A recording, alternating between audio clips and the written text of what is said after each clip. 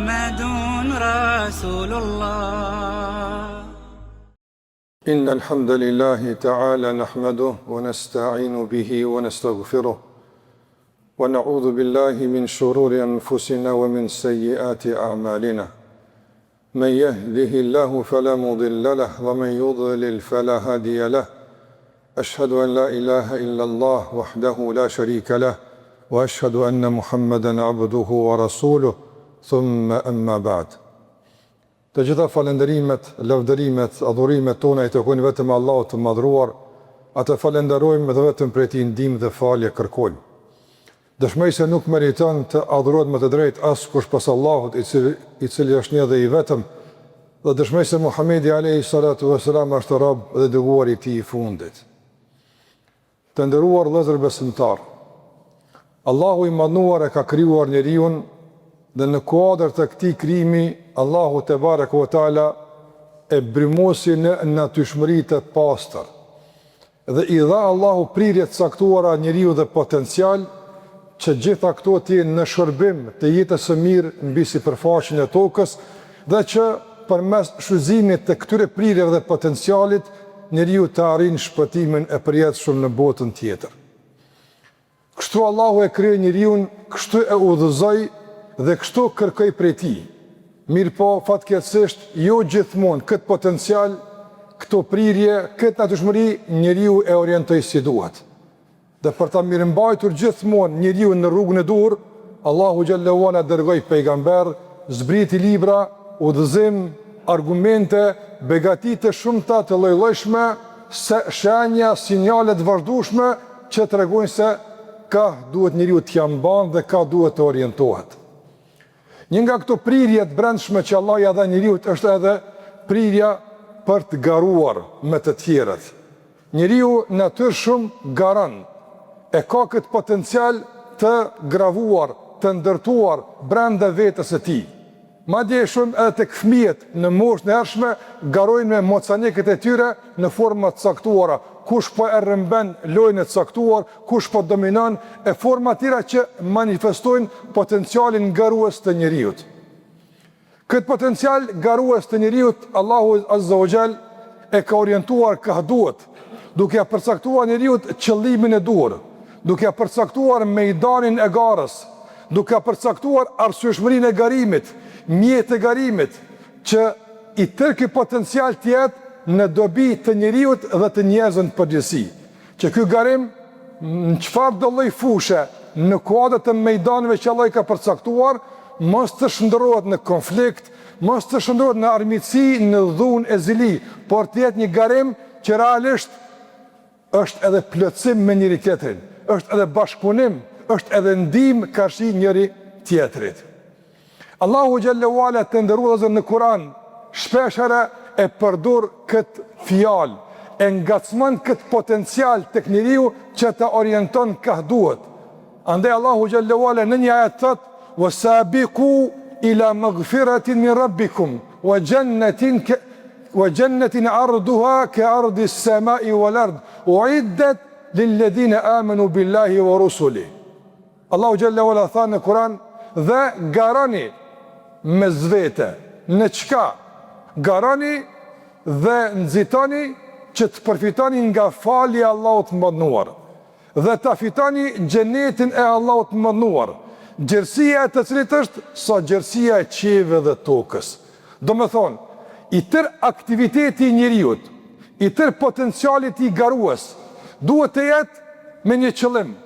E qëllimi i tij nuk është e përsia mbi tjetrin, e as dominimi, as shtypja, e as keqpërdorimi e keqfryzimi, por është që i tërë ky aktivitet dhe potencial garues njeriu t'i garanton pajtim me Zotin xhella xhelalu, raportet mira me Allahun te bareke ve taala dhe shpërblim në xhenet përjetshëm si pasojë e veprave të mira. Këtë Allahu e kërkon nga ne. Prandaj në çfarë do mejdan i garojmë, duhet që gara të garanton raportet mira me Allahun xhella xhelalu. Në atë garë ku synimi është kënaqësia e Allahut, në atë garë ku synimi është xheneti, nuk ka zili, nuk ka urrejtje, nuk ka shpifje, nuk ka akuza, nuk ka gënjeshtra, nga se gjitha këto pastaj e çorientojnë njeriu dhe nuk ja mundsojnë që të arrijnë në qëllimin e kërkuar nga gara dhe nga vrapimi i tij.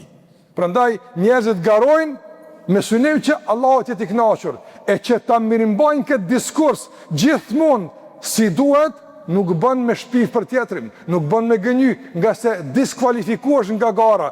Allahu nuk pranon garuas për kënaqësinë e tij ata që gënjejnë, ata që mashtrojnë, ata që shpifin, ata që keq përdorin, ata që në start bëjnë kështu, diskualifikohen, përjashtohen nga gara. Nuk mund të jenë pjesëmarrës në këtë garë.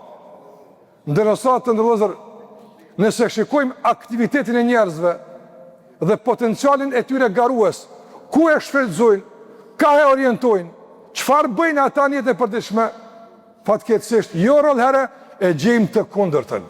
Jo këtë që e përmendi Allahu te bareke ve teala. Garimi është prezant në mes të njerëzve, potenciali është i aktivizuar shpeshherë në maksimum, por jo në drejtim të asaj që Allahu ka kërkuar. Jo në drejtim të kërkimfaljes, por shpeshherë në ikje nga falja. Jo në drejtim të pajtimit me Allahun, por shpeshherë në drejtim të kundërt të acarimit të raporteve me Allahun xhallahu ala dhe mëkatimit, e rebelimit, e kundërshtimit ndaj Allahut te bareke ve teala. Nëse shikojmë jetën tonë të përditshme, çfarë garime gjejmë, të çfarë tipi, të çfarë natyre, me çfarë qëllimesh e kështu me radhë. Të ndërrohet besimtar. Shpeshherë njerëz garojnë kush po shpenzon më tepër, jo për t'i përmbushur kërkesat, jo për ndihmuar tjetrin, po për ta shpërfaqur dominimin ekonomik mbi tjetrin, se unë kam më shumë se filoni.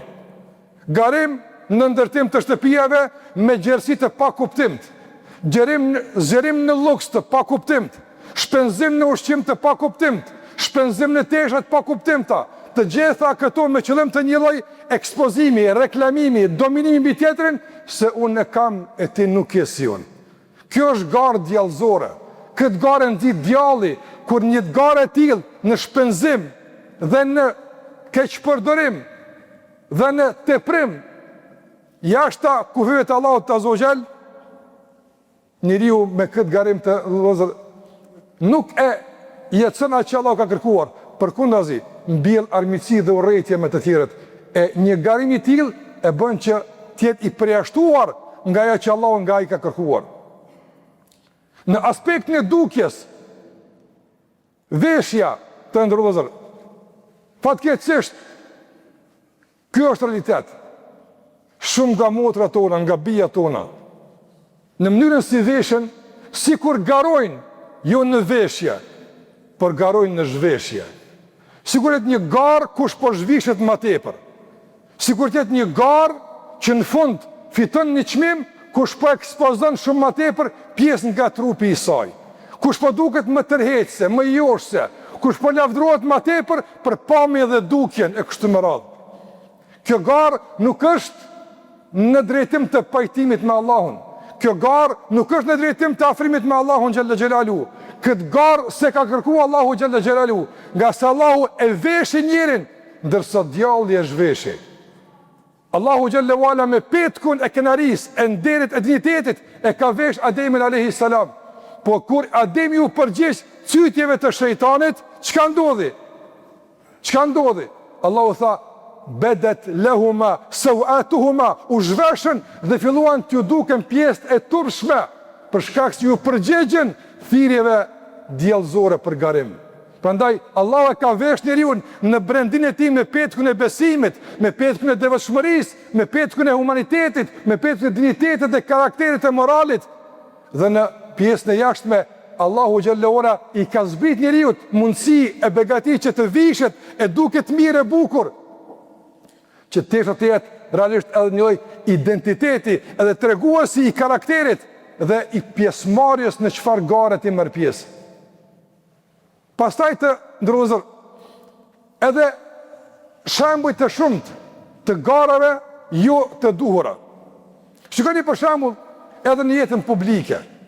Shpeshherë garat nuk bëhen përfituar më i miri, për të shpërfaqur produktiviteti, për të shpërfaqur aftësia intelektuale, kapaciteti patriotik i dikujt dhe fetar. Jo kështu. Po shpeshherë fatkeqësisht garat bëhen kush po bëhet më fyes, kush po bëhet më intrigant, më mashtrues, kush po bëhet më manipulator. Gara kush po bëhet më nënçmues për tjetrin, kush po din më mirë me fy, kush po din më mirë me shpif e me ofendu. Gara është në këtë mejdan fatkeqësisht, jo garë në mejdanin ku pranohet aja e mire që ka bu dikush, ndërsa qortohet e keqja. Ka një garë për vlerësim total të kundërshtarit dhe ka një garë të vazhdueshme për e përsi të vetvetes mbi tjerët deri në nivel të pagabueshmërisë. Filoni zgabon kur e të tjerë gjithmonë gabojnë. Filoni gjithë mire ka, të tjerë krejt që ka bojnë keq e kanë. Një garim i tillë për ta shpërfaqur një figurë si të pagabueshme, si Melaçe, si Angel, e tjerë janë djajt që duhet dëbuar, një garë e tillë është garë që s'na bën der askujt për neve të ndërruar. Është një garë që nuk e don Allahu te barekuhu teala, nuk ka në shërbim të falës së afrimit me Allahun xhallahu ala, por është një garë që na largon nga Allahu xhallahu ala, e na largon pastaj edhe nga njëri tjetri. Prandaj Allahu xhallahu ala çka tha? Nxitani, garani, po nuk prish punë, shfrytëzoni potencialin e garimit. Po në çka? Në kënaqësitë Allahu xhallahu ala, me fitu xhenetin. E me fitu xhenetin të ndërruar, ka shumë udhëzime se çfarë forme merr gara në jetën e kësaj bote.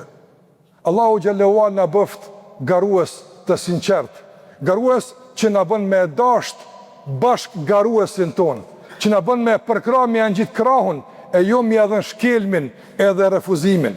Allah na mundsof që garimet tona të jenë në favor të rinisë ton, të së ardhmës ton, të vendit ton, e jo në të kundërtën. Na falë Allahu xhallahu ala mëkatet e lëshimet tona, e na udhëzon në rrugën e drejtë. Kërkoni falin nga Allah, nga sa Allah është falës. Dhe është më shuruar se kulu qouli hadha wastaghfirullahi li wa lakum fastaghfiruhu innahu huwal ghafurur rahim.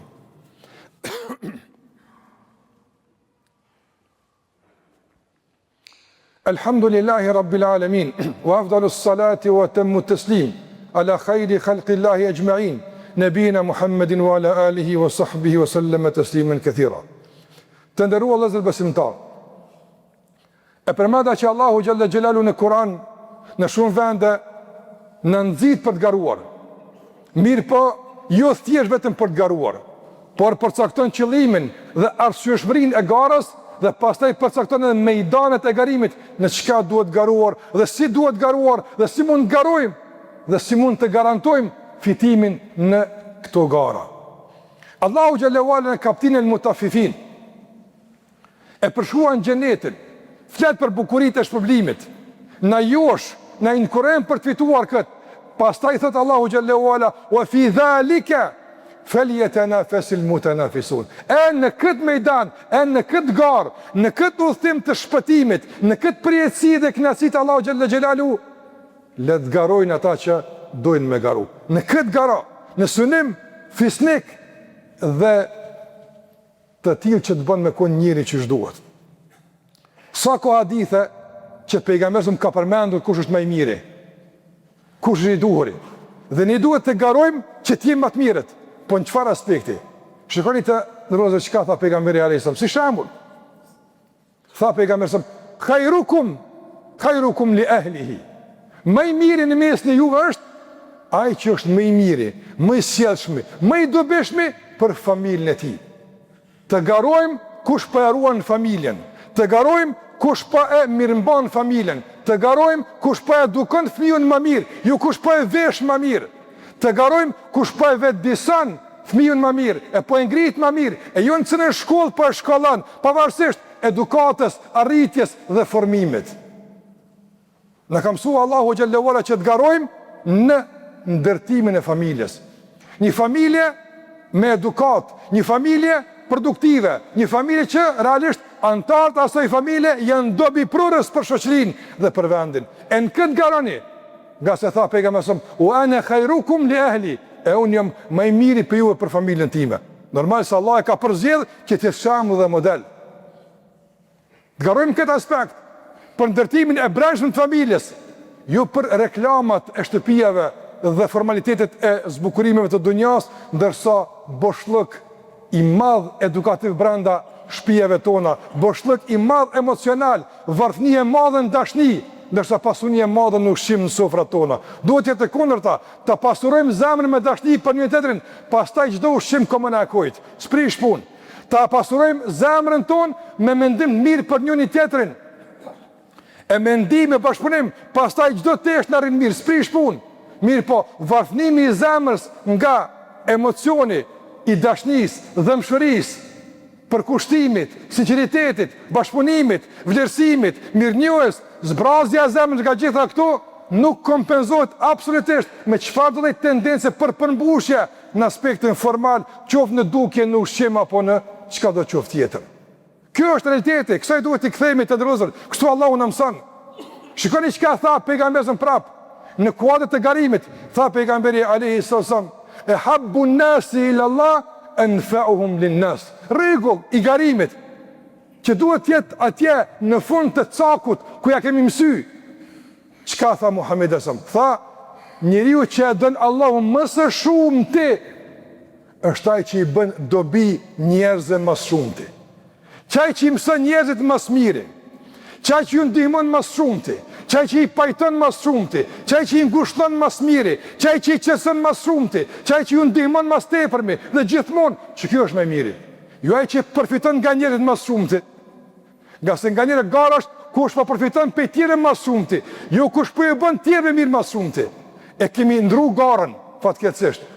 Kahja e garës ka marrë kahja djallëzore, jo të mirë. Duhet të kthehemi ka kibla, ka gara e dur, që krejt që ka kemi, ta japim për tjetrin, e jo krejt që ka ka tjetri, ta bujna për veti. Kjo është e kundërta, s'bën kështu.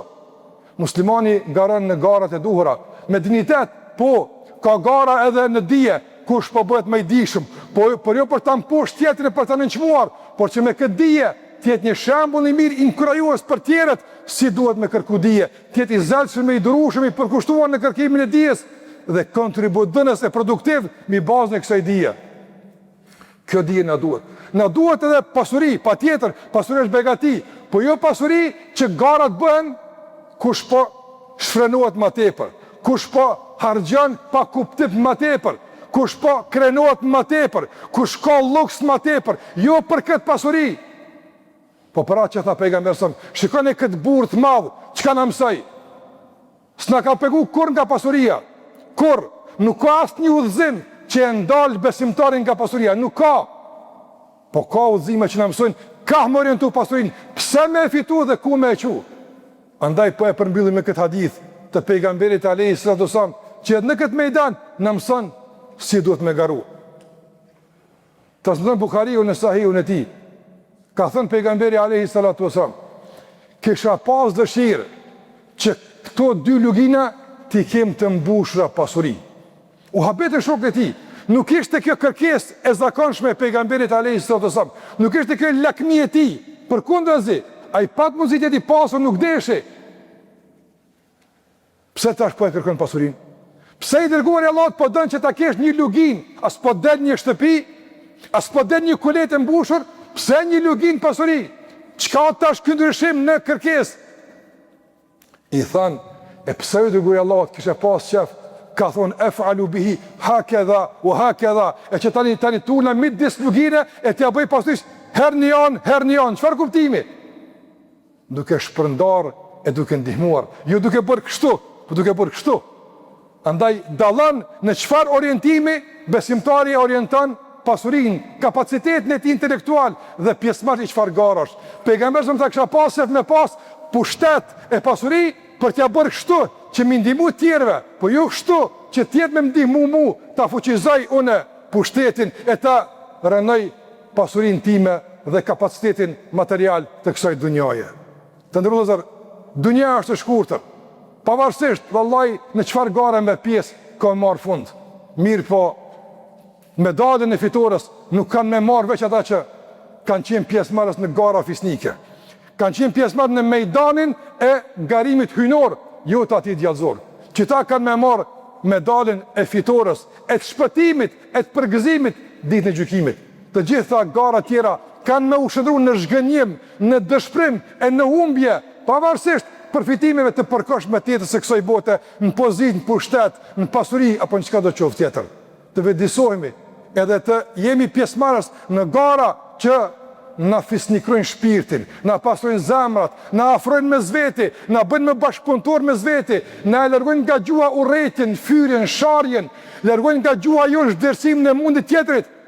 Gara që na japin guximin ta lavdrojmë dikën edhe kur bën mirë, edhe pse nuk është ndoshta në vijen tonë. Ta lavdrojmë dikën edhe kur t'ja qillon, edhe pse nuk është ndoshta i familjes apo i rrethit tonë. Por edhe të marrim guximin si pjesë e kësaj gare, ta kritikojmë, e qortojmë, e publikojmë gabimin për të përmirësuar, edhe kur bëhet fjalë për familjarë të afërt e për çdo qoftë tjetër, nga se e vërteta dhe e pavërteta nuk lidhen me njerëz, nuk lidhen me interes saktuar, ato lidhen me gjëra tjera jashtë njerëzve. E vërteta është e njohur dhe duhet ndihmuar pavarësisht nga kush vije, dhe e kota duhet refuzuar, dhe e dihet si është dhe duhet refuzuar pavarësisht nga kush vije. Kjo është jeta e besimtarit. Garë e vazhdueshme deri në fund, nga sa Allahu tha: "Wa'bud rabbaka hatta ya'tiyaka al-yaqin." Adhuroje Zotin tënd, bëni pjesë e garave, bëni kontribut dhënës, produktiv, i mirë, i sinqert, garan punë mira për ndërtim të familjes, të vendit, shoqërisë, për të ardhmen deri në vdekje, deri në frymën e fundit emocional. Besimtari nuk njeh periudha të veprimit e pensionim. Ja, besimtari nuk njeh pensionim deri në xhenet. E kur të fiton xhenetin, atëherë pensionohet në kuptim pozitiv të shpërblimit edhe të vlerësimit nga Allahu te barekualla. Përderisa ka frymë, ajo është i dobishëm. Ajo është kontribut dhënës dhe ajo është përmirësues i shoqërisë me këtë kapacitet që Allah e ka dhënë në dobitë të tjerëve, e jo që tjerë t'i mobilizon në dobitë vetvetes dhe egos dhe individualizmit të tij të egër, që është pastaj pjesë e ndikimit të shejtanit. Allahu na ruaj nga sherrri i tij. Allahu na përmirësoj gjendjen tonë. Allahu na udhëzon në rrugën e drejtë. Allahu na bëf që t'jemi pjesë të garave të dinjitetshme, njerëzore, që shpërfaqin karakterin tonë, moralin tonë, edukatën tonë, që shpërfaqin fen tonë, besimin tonë, dhe garojmë për të qenë më të mirë me kontribut dhënës dhe bashkëpunim mes vete për të mirën e përgjithshme që na ka mësuar Allahu dhe pejgamberi alayhis salam. Allah na mëson që të na udhëheqin ata që garojnë për të na bëu mirë, e jo për të përfituar nga mirësitë tona. Ata që garojnë me bëu mirë të veni, e jo që presin ky vend me bëu mirë atyne.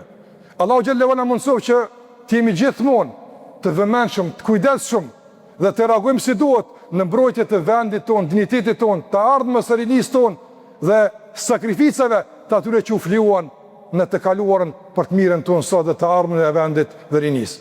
Allahu i shëroft të smorit tonë. Ja lëso Allahu dhimbet, mundimet.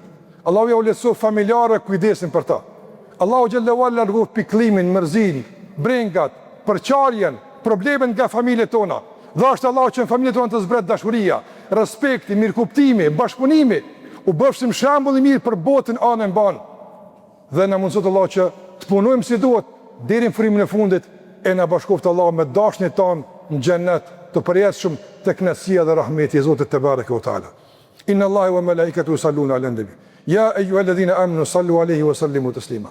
Allahumma salli 'ala Muhammad wa 'ala ali Muhammad kama sallaita 'ala Ibrahima wa 'ala ali Ibrahima innaka Hamidum Majid. اللهم بارك على محمد وعلى آل محمد كما باركت على إبراهيم وعلى آل إبراهيم إنك حميد مجيد. عباد الله إن الله يأمر بالعدل والإحسان وإيتاء ذي القربى وينهى عن الفحشاء والمنكر والبغي يعظكم لعلكم تذكرون. لا إله إلا الله لا إله إلا الله لا إله إلا الله محمد رسول الله.